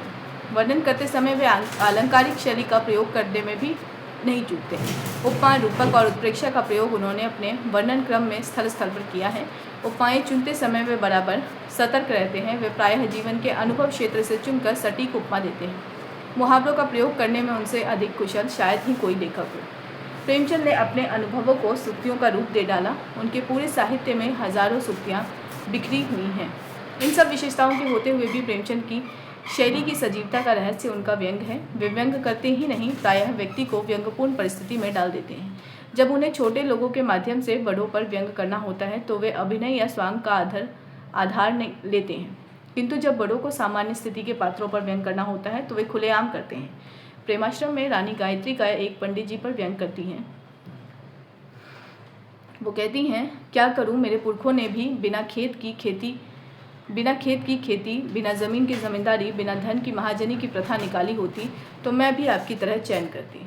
तो प्रेमचंद ने ये जो व्यंग प्रस्तुत किया है वो प्रेमाश्रम में किया है और रानी गायत्री के माध्यम से एक पंडित जी को वो व्यंग रूप में यह कहती हैं। महत्वपूर्ण भी है आपके लिए, वो याद रखेंगे आप। उपन्यास के अर्थ में भी याद रखेंगे किस उपन्यास का यह पात्र है कह रहा है। ठीक है, अगला है व्यंग्यपूर्ण परिस्थिति में पात्र विशेष को डालकर मनुष्य के अहंकार का खोखलापन दिखाने में प्रेमचंद अद्वितीय हैं। कायाकल्प उपन्यास में जनसेवी चक्रधर, जो जेल में दया और धर्म के देवता थे, विशाल सिंह की संपत्ति और वैभव के मालिक हो जाने पर बदल जाते हैं। कायाकल्प उपन्यास में जनसेवी चक्रधर, जो जेल में दया और धर्म के देवता थे, विशाल सिंह की संपत्ति और वैभव के मालिक हो जाने पर बदल जाते हैं। उनमें अहंकार की मात्रा इतनी बढ़ जाती है कि वे रात्रि में मोटर उठवाने से इनकार कर देते इनकार करने वाले ठाकुर को धक्का देकर गिरा देते हैं। ठाकुर का भाई जो उनके साथ जेल में रह चुका है उन्हें पहचान लेता है। वह कहता है, अरे भगत जी, तुमने यह भेष कब से धारण किया? जेल में तो तुम दया और धर्म के देवता बने हुए थे, क्या वह दिखावा ही दिखावा था? जरूर तुम्हें कोई ओहदा या जायदाद मिल गई होगी। तो कायाकल्प उपन्यास में ये जो पात्र जनसेवी हैं चक्रधर है, उसके विषय में यहाँ पे बताया गया। आगे चलकर वह बाबू चक्रधर के गुणों और उनके द्वारा किए गए सुधारों का हवाला देकर उन्हें फटकारने लगता है। वह तो उन्हें भगत जी के रूप में जानता था। इस अज्ञात दशा का लाभ उठाकर वह उनकी खूब भर्त्सना करता है। कहना ना होगा कि यह पूरी परिस्थिति ही व्यंग्यपूर्ण है। इन सारी विशेषताओं ने प्रेमचंद की शैली को अत्यधिक आकर्षक और सजीव बना दिया है। उनकी भाषा व्यवहारिक और प्रवाहपूर्ण, शब्द विन्यास व्यंजनापूर्ण और अर्थगर्भित, वर्ण विशद और हृदयग्राही, वाक्य छोटे और चुस्त, शैली सरस और सजीव हैं। उनकी चुटकियाँ तीखी, व्यंग मीठे और उक्तियाँ मार्मिक हैं। प्रेमचंद अपनी भाषा शैली की विशिष्टता और लोकप्रियता के लिए सदैव स्मरणीय रहेंगे। अगला है पत्र साहित्य। पत्र साहित्य में पहला तथ्य है, प्रेमचंद के पत्रों को संकलित, संपादित तथा चिट्ठी पत्री 1, चिट्ठी पत्री 2 शीर्षक से प्रकाशित करके श्री अमृत राय और मदन गोपाल ने हिंदी साहित्य का बड़ा उपकार किया। तो चिट्ठी पत्री 1 और 2 किसने संपादित किया है? अमृत राय और मदन गोपाल ने। पहले खंड की अगर हम बात करें तो पहले खंड में चिट्ठी पत्री 1 में वे पत्र संग्रहित है जो प्रेमचंद ने जमाना के संपादक मुंशी दया नारायण निगम को लिखा है। जमाना के संपादक कौन थे? मुंशी दया नारायण निगम। और इनको ये चिट्ठी पत्री 1 में पत्र लिखे गए हैं।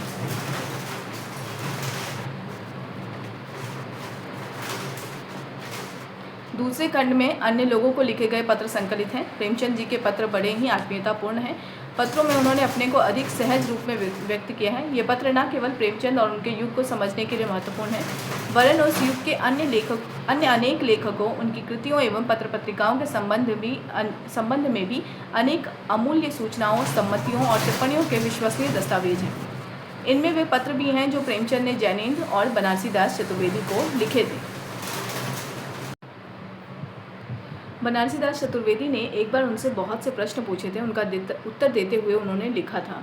तो यहाँ इसमें जो चिट्ठी पत्री 2 जो है, इसमें प्रेमचंद ने जैनेन्द्र और बनारसी दास चतुर्वेदी को जो पत्र लिखा था वो भी इसमें संकलित है।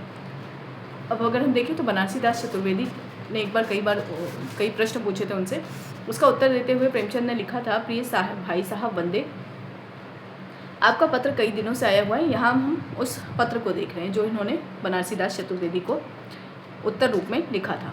प्रिय भाई साहब वंदे, आपका पत्र कई दिनों से आया हुआ है। पहले तो कई बारातों में जाना पड़ा, फिर नैनीताल जाने की ज़रूरत पड़ गई। पहली तारीख को वहाँ से आया तो यहाँ कांग्रेस की उलझनों में पड़ा रहा। शहर पर फौज का कब्जा है। अमीनाबाद में दोनों पार्कों में सिपाही और गोरे डेरे डाले पड़े हुए हैं। 144 धारा लगी हुई है। पुलिस लोगों को गिरफ्तार कर रही है और कांग्रेस तो 144 धारा तोड़ने की फिक्र में है। डंडे की नई पॉलिसी ने लोगों की हिम्मत तोड़ दी है। आप मुझसे मेरा चित्र मांगते हैं। एक चित्र कुछ दिन हुए खिंचवाया था, वह लाहौर भेज दिया। वहाँ से ब्लॉक मंगवा कर कहानियों के एक संग्रह 5 फूल में छापा। ठीक है, कहानी का एक संग्रह कौन सा था? 5 फूल, इसमें छापा। उसी की एक परत फाड़ कर भेज रहा हूँ। अगर इससे काम चल जाए तो क्यों नई तस्वीर खिंचवाऊँ? मैं तो समझता हूँ यह काफ़ी अच्छी है। अगर ज़रूरत होगी तो इसका ब्लॉक भेज दूंगा। हालांकि ठीक नहीं कह सकता ब्लॉक प्रेस में है या नहीं, क्योंकि वीणा ने मांगा था। अगर वहाँ चला गया होगा तो वहाँ से आने पर भेज देंगे।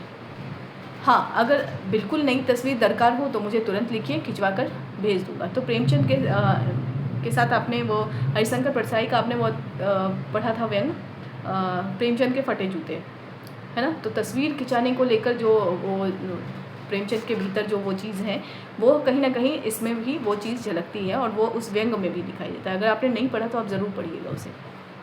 ठीक है, तो यहाँ पे इन्होंने लिखा है कि अगर बिल्कुल नई तस्वीर चाहिए तो आप मुझे इसके लिए तुरंत लिख भेजिए, खिंचवा कर भेज दूँगा। आगे भी पत्र कंटिन्यू हो रहा है। मेरे विषय में आपने जो प्रश्न पूछे हैं उसका उत्तर यूँ है। तो पहला प्रश्न जो बनारसी दास चतुर्वेदी ने पूछा होगा उसका उत्तर देते हुए वो लिखते हैं कि मैंने 1907 में गल्प लिखना शुरू किया। यानी प्रेमचंद अपने विषय में कह रहे हैं कि मैंने गल्प लिखना 1907 में शुरू किया। हो सकता है एक प्रश्न पूछा हो बनारसी दास चतुर्वेदी ने कि आपने कब से लिखना प्रारंभ किया। सबसे पहले 1908 में मेरा सोजे वतन जो 5 कहानियों का संग्रह है। ठीक है, तो आपके लिए भी तथ्य यहाँ पे आ गया कि 7 में लिखना इन्होंने प्रारंभ किया, गल्प लिखा पहले, 8 में सोजे वतन आया, सोजे वतन में 5 कहानियाँ संग्रह जमाना प्रेस से निकला था, पर उसे हमीरपुर के कलेक्टर ने मुझसे लेकर जलवा डाला। अब किसने जलवा डाला? हमीरपुर के कलेक्टर ने। उनके ख्याल में वह विद्रोहात्मक था। हालांकि तब से उसका अनुवाद कई संग्रहों और पत्रिकाओं में निकल चुका है।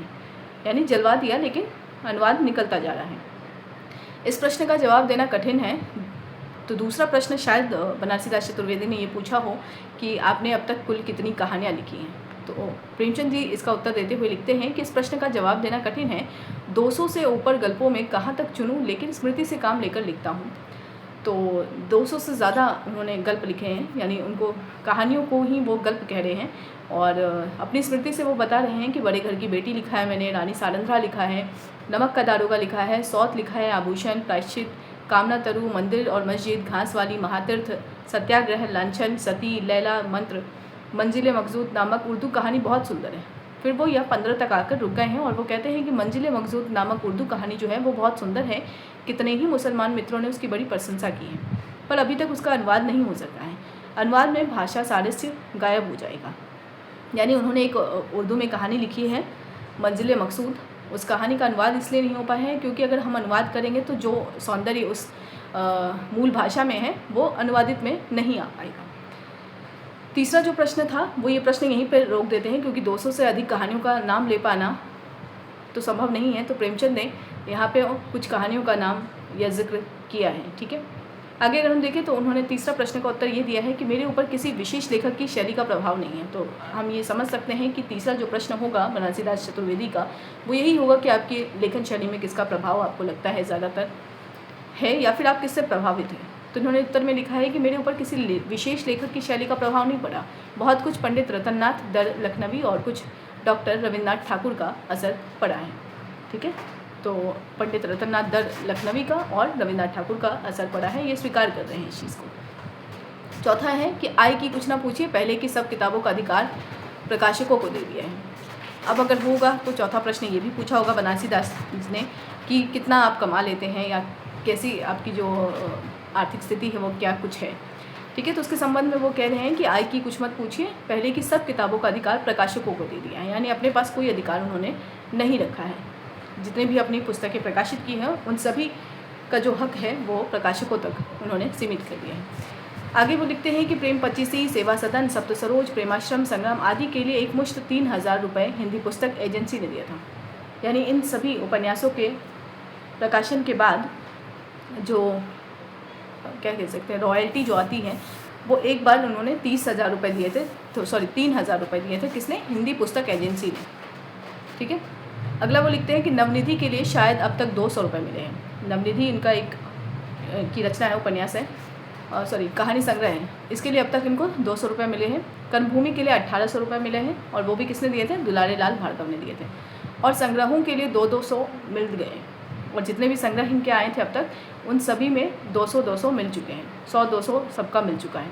कायाकल्प, आज़ाद कथा, प्रेम तीर्थ, प्रेम प्रतिमा, प्रतिज्ञा मैंने खुद छापा पर अभी तक मुश्किल से 600 रुपये वसूल हुए हैं और प्रतियाँ पड़ी हुई हैं। यानी जब उन्होंने खुद से छापना प्रारंभ किया तो मुश्किल से 600 रुपया ही उससे अर्जित कर पाए।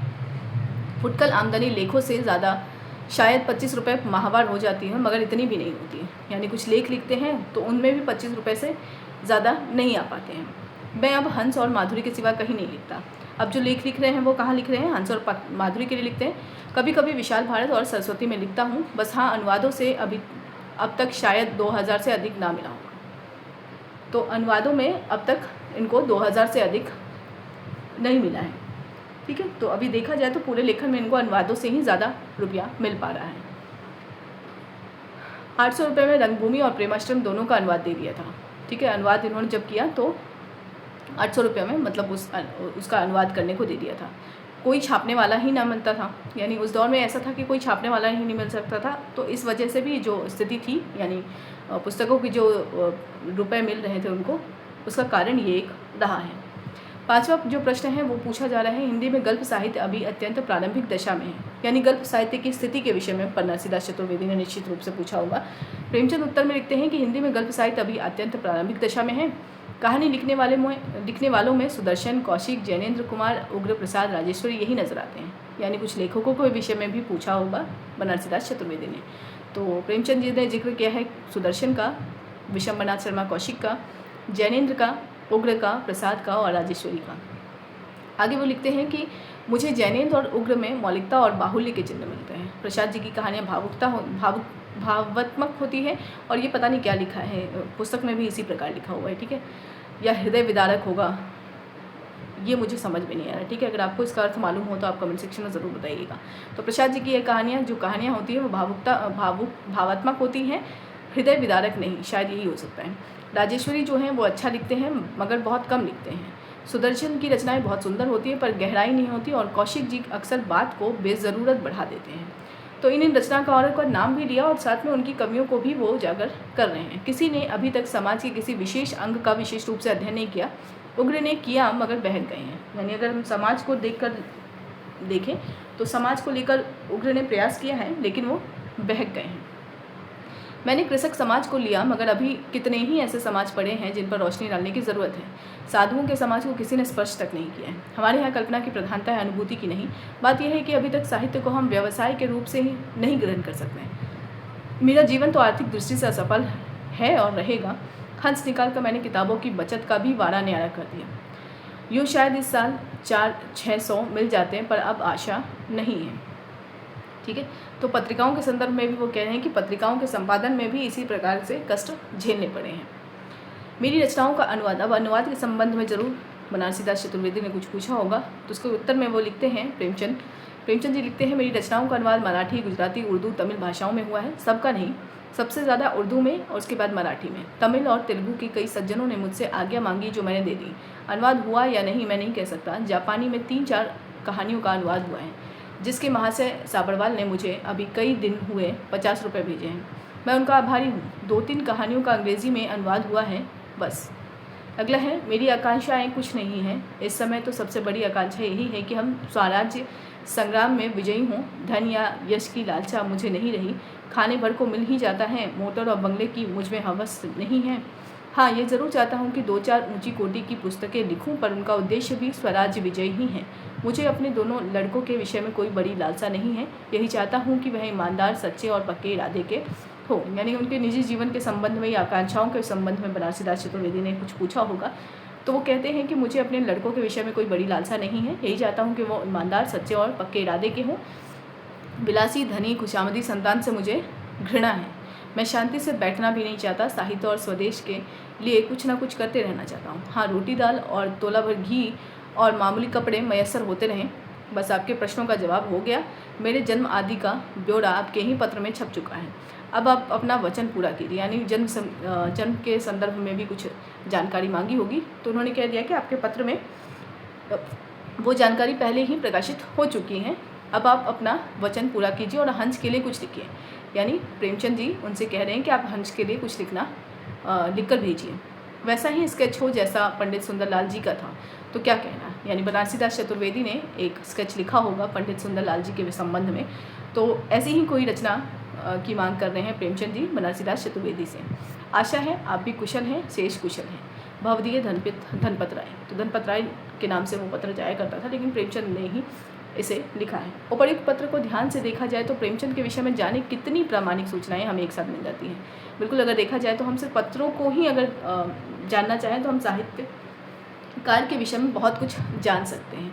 उन्होंने कब से लिखना प्रारंभ किया, वह कौन सी रचना सरकार की दृष्टि में विद्रोहात्मक थी, उन्हें अपनी कौन सी कहानियाँ विशेष प्रिय हैं, अपने लेखन कार्य से उन्हें कितनी आय हो जाती थी, उनकी कृतियों का स्वत्वाधिकार कितने रुपयों में प्रकाशक खरीद लेते थे, उन पर कितने लेखकों का बड़ा प्रभाव रहा है, हिंदी का कहानी साहित्य विकास की किस मंजिल में है, वे किन पत्र पत्रिकाओं में अपनी रचनाएं प्रकाशित कराते थे, हिंदी के किन लेखकों में उन्हें मौलिकता और नवीनता लक्षित हो रही थी, किस कहानी लेखक की कौन सी खास विशेषता थी, कहानी की विषय वस्तु के चयन के लिए कौन से संभावित क्षेत्र हैं, उनकी अपनी आकांक्षा क्या है, वे अपने लड़कों को किस रूप में देखना चाहते हैं। इतनी सारी बातें यहाँ एक साथ उपलब्ध हैं। अगर देखा जाए तो ये सारे प्रश्न वही हैं जो उनका उत्तर दिया है और ये प्रश्न एक रूप से बनारसी दास द्वारा पूछे गए प्रश्नों का संक्षिप्त रूप है।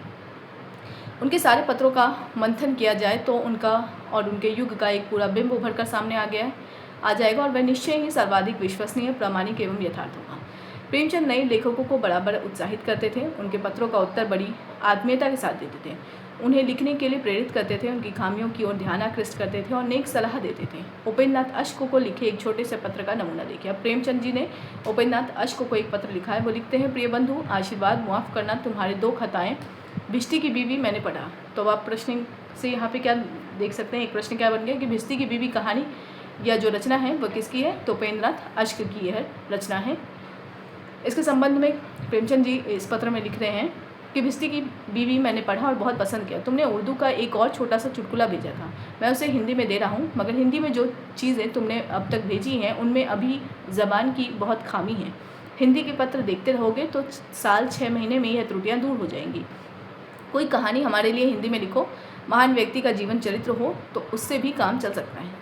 मगर मेरी सलाह तो यही है कि बहुत लिखने के मुकाबले में लिटरेचर और फिलॉसफी का अध्ययन करते जाओ, क्योंकि इस वक्त का अध्ययन ज़िंदगी भर के लिए उपयोगी होगा। और तो सब खैरियत। तो प्रेमचंद जी ने अश्क को उनकी कहानियों के लिए बधाई भी दी, शुभकामनाएं भी दी, साथ ही उनकी कमियों को भी उजागर किया है। अब हम संपादक प्रेमचंद के विषय में जान लेते हैं। संपादक के रूप में प्रेमचंद सफल रहे हैं। अपने जीवन काल में इन्हें माधुरी, मर्यादा, हंस, जागरण आदि कई पत्र पत्रिकाओं को संपादन करना पड़ा था। संपादक रूप में आप अपने को जाति का सेवक मानते रहे हैं। डिग्री के रुपए शीर्षक कहानी में आपने लिखा है, ठीक है, ये कहानी इनकी है प्रेमचंद की, और इस शीर्षक कहानी में लिखा है, पत्र का संपादक परंपरागत नियमों के अनुसार जाति का सेवक है। वह जो कुछ देखता है जाति की विराट दृष्टि से ही देखता है। तो यह जो पंक्ति है प्रश्न पूछा जा सकता है किस कहानी में लिखा गया है, तो डिग्री के रुपए। प्रेमचंद का यह दृष्टिकोण उन्हें त्याग की प्रेरणा देता रहा है। हंस के लिए तो उन्होंने अपना सर्वस्व अर्पित कर दिया था। संपादन उनके लिए पेशा न होकर राष्ट्र की सेवा का एक माध्यम था। पत्र संपादक जनता का पुरोहित है। प्रेमचंद ने इस आदर्श को बराबर सामने रखा है। जीवन के अंतिम क्षणों में उन्होंने शिवरानी देवी जी से कहा था, रानी हंस जरूर निकलेगा, चाहे मैं रहूं या ना रहूं। प्रेमचंद घर में शिवरानी देवी इस बात को उजागर करती है कि प्रेमचंद ने उनसे एक बार कहा था कि रानी हंस जरूर निकलेगा, चाहे मैं रहूं या ना रहूं। हंस के लिए यह चिंता साधारण संपादक की नहीं है, उसे अपना पुत्र समझने वाले पिता की है।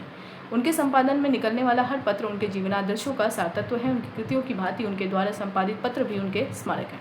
प्रेमचंद विविध प्रसंग में उनकी जो टिप्पणियां संग्रहित हैं, उन्हें देखने से लगता है कि देश विदेश की प्रत्येक घटना के प्रति वे कितने सजग और संवेदनशील थे। स्वाधीनता संग्राम, हिंदू मुसलमान, किसान मजदूर, सामान्य नागरिक, प्रशासन, छूत अछूत, युद्ध और शांति आदि अनेक विषयों के संबंध में उन्होंने प्रगतिशील मानवीय दृष्टि से विचार किया है। उनकी टिप्पणियाँ आज भी हमें प्रेरणा और शक्ति देती हैं। मूल्यांकन में अगर हम देखें तो पिछले पृष्ठों में हम प्रेमचंद की विशेषताओं और दुर्बलताओं का उल्लेख कर चुके हैं। यूँ तो दोनों पर एक साथ दृष्टिपात करने से उनका मूल्यांकन हो जाता है, किंतु प्रेमचंद का सही मूल्यांकन कुछ विशेषताओं और त्रुटियों की सीमाओं से ऊपर उठकर करना होगा। उनके साहित्य की मूल चेतना मनुष्य की सहजता का अन्वेषण और उसकी प्रतिष्ठा है। वे मनुष्य को विधि निषेध की दीर्घकालीन जर्जर मान्यताओं के निरपेक्ष रूढ़ियों और अंधविश्वासों से परे, बंधन और मोक्ष के चक्कर से दूर अकृत्रिम और प्रकृत रूप में देखना चाहते थे। गोदान में प्रोफेसर मेहता, जो प्रेमचंद के आदर्श के मूर्त रूप हैं, वो कहते हैं, मैं प्रकृति का पुजारी हूँ। ठीक है, यह पंक्ति आपके लिए महत्वपूर्ण हो जाती है कि यह पंक्ति किसकी है, किस उपन्यास से है और किस पात्र के द्वारा है। तो प्रेमचंद की ही पंक्ति है और पात्र जो है वो मेहता है और उपन्यास गोदान है। वो कहता है, मैं प्रकृति का पुजारी हूँ और मनुष्य को उसके प्राकृतिक रूप में देखना चाहता हूँ। जो प्रसन्न होकर हंसता है, दुखी होकर रोता है, क्रोध में आकर मार डालता है। जीवन मेरे लिए आनंदमय क्रीड़ा है और सरल स्वच्छंद, जहाँ कुत्सा, ईर्ष्या और जलन के लिए कोई स्थान नहीं है। जहाँ जीवन है, चहक है, प्रेम है, वहीं ईश्वर है और जीवन को सुखी बनाना ही उपासना और मोक्ष है। प्रेमचंद द्वारा मनुष्य के सहज रूप की कल्पना गांधी के आदर्श मानव से भिन्न है। गांधी का आदर्श मानव सत्याग्रही है। सत्याग्रही क्रोधजयी होता है। वह दीर्घकालीन संयम से अपने को अनुशासित करके अहिंसक पद्धति का अनुसरण करते हुए सत्य के आदर्श की प्रतिष्ठा करना चाहता है। प्रेमचंद गांधी के सिद्धांतों को पूर्णतः स्वीकार नहीं करते। उन्हें मनुष्यता का सहज रूप गाँव में अधिक दिखाई देता है, इसलिए वे अपने आदर्श कथानायकों को गाँव में ही सक्रिय देखते हैं। गाँव के अकृत्रिम सौंदर्य को विकृत करने में अज्ञान, अंधविश्वास, भेदभाव, निराशा, दैन्य, बाह्याचार और स्वार्थवृत्ति प्रधान कारण है। इन्हें दूर करके प्रेम, सहयोग और समता के आधार पर गाँव को स्वर्ग बनाया जा सकता है। प्रेमचंद का यह विश्वास अंत तक बना रहा। वे संसार को ईश्वर का विराट रूप मानते थे। संसार से कटकर एकांत साधना की बात उनके लिए एक प्रकार की पलायन वृत्ति थी। वे जीवन में उद्योग, अध्यवसाय और कठोर परिश्रम के द्वारा उन्नति का पथ प्रशस्त करना चाहते थे। उन्हें मनुष्य क्या, प्राणी मात्र से गहन सहानुभूति और अकृत्रिम ममत्व था। इसलिए अच्छे बुरे, गरीब अमीर सभी तरह के पात्र उनकी सहानुभूति पा सकें। प्रेमाश्रम के ज्ञान शंकर, गोदान के अमरपाल सिंह, कायाकल्प के गुरुसेवक, कर्मभूमि के महंत जी सभी महत्वाकांक्षी और अत्याचारी हैं, किंतु इन्हें भी प्रेमचंद की सहानुभूति प्राप्त है। वे कथा के विकास क्रम में ऐसे संदर्भ उपस्थित कर देते हैं जब क्रूर और कठोर पात्रों के भी मर्म का उद्घाटन हो जाता है। वे अपनी सफाई देने लगते हैं, परिस्थितियों की अनिवार्यता और अपनी व्यवस्था का रोना रोते हैं और पाठक उन्हें क्षमा कर देता है। ये पात्र सर्वत्र नीतिवश मुखौटा लगाकर ऐसा करते हैं, यह नहीं कहा जा सकता। प्रेमचंद को मानव चरित्र की विविधता, जटिलता और रहस्यमयता का अच्छा ज्ञान था। घटनाएं भावनाओं को प्रभावित करती हैं और भावनाओं का चढ़ाव उतार व्यक्ति के आचरण को परिवर्तित करता रहता है। प्रेमचंद इस तथ्य से परिचित है। कायाकल्प उपन्यास में चंद्रधर का चरित्र इसका प्रमाण है। गोदान में गोबर के व्यक्तित्व में होने वाला परिवर्तन परिस्थितियों के परिवर्तन का ही परिणाम है। प्रेमचंद देख रहे थे कि पीढ़ी दर पीढ़ी जीवन के मूल्य बदल रहे हैं और उनका प्रभाव लोगों के विचारों एवं आचारों पर पड़ रहा है। भारतीय नवयुवक विदेशों से भी प्रभाव ग्रहण कर रहे हैं। स्वयं भारत में होने वाले सामाजिक और राजनीतिक आंदोलन नवयुवकों को नए सांचे में ढाल रहे हैं। वे चरित्रों की अवतारणा करते समय इस परिवर्तन के आकाट्य नियमों का ध्यान रखते हैं। अगला है गोदान में अमरपाल सिंह के पुत्र रुद्रपाल सिंह उनसे भिन्न संस्कार रखते हैं। प्रेमाश्रम में प्रभाशंकर और ज्ञानशंकर की मान्यताएं अलग अलग हैं। कायाकल्प में मुंशी वज्रधर और उनके पुत्र चक्रधर के आदर्शों में जमीन आसमान का अंतर है। प्रेमचंद को यह भी पता था कि एक उदात्त स्थायी वृत्ति मनुष्य को अनेक दुर्गुणों से बचाती रहती है। ज्ञानशंकर के चारित्रिक पतन की मीमांसा करते हुए वे लिखते हैं, जो प्राणी प्रेम कर सकता है वह धर्म, दया, विनय आदि सद्गुणों से शून्य नहीं हो सकता। प्रेम की ज्योति उनसे हृदय को प्रकाशित करती रहती है, लेकिन जो प्राणी प्रेम का स्वांग भरकर अपना कुटिल अर्थ सिद्ध करता है, उससे ज़्यादा नीच नराधम कोई हो ही नहीं सकता। प्रेमाश्रम में यह बात किसने कही है? ज्ञानशंकर ने कही है। प्रेमचंद का दृष्टिकोण किसी भी बिंदु पर संकीर्ण नहीं था। जातिगत भेदभाव, हिंदी मुस्लिम समस्या, किसान जमींदार संघर्ष, स्त्रियों की शिक्षा, विधवा विवाह, अछूतों का प्रश्न, महाजन और कर्जदार की समस्या, प्रांतीयता और राष्ट्रीयता, हिंदी और उर्दू आदि जितने भी प्रश्न उनके सामने थे, सभी के संदर्भ में उन्होंने उदार और प्रगतिशील विचार व्यक्त किए हैं। उनका सुधारवादी दृष्टिकोण निरंतर गतिशील रहा है, इसलिए अनेक महत्वपूर्ण प्रश्नों पर वे आज के प्रगतिवादी विचारकों से भी आगे हैं। अपनी इस सहजता, अकृत्रिमता, उदारता, मानव प्रेम, व्यापक सहानुभूति, प्रगतिशील दृष्टिकोण और मानव मनोविज्ञान की परख आदि विशेषताओं के कारण वे सदैव अमर रहेंगे। उनमें एक महान कलाकार के सभी गुण विद्यमान हैं। आज उपन्यास और कहानी कला में अभूतपूर्व निखार आ गया है। मनोविज्ञान की गहन विश्लेषण दृष्टि कलाकारों को प्राप्त है, किंतु मनुष्य के प्रति मंगलकांक्षा से प्रेरित जो महत्वपूर्ण सहानुभूति प्रेमचंद में है, वह आज भी अन्यत्र दुर्लभ है। प्रेमचंद आज भी हिंदी कथा साहित्य के सम्राट हैं। तो यहाँ तक था प्रेमचंद से संबंधित तथ्य। अगला जो रचनाकार होगा वो हम देखेंगे अगले वीडियो में। फिलहाल हम इस वीडियो को यहीं पे एंड करते हैं। वीडियो को एंड तक देखने के लिए थैंक यू सो मच।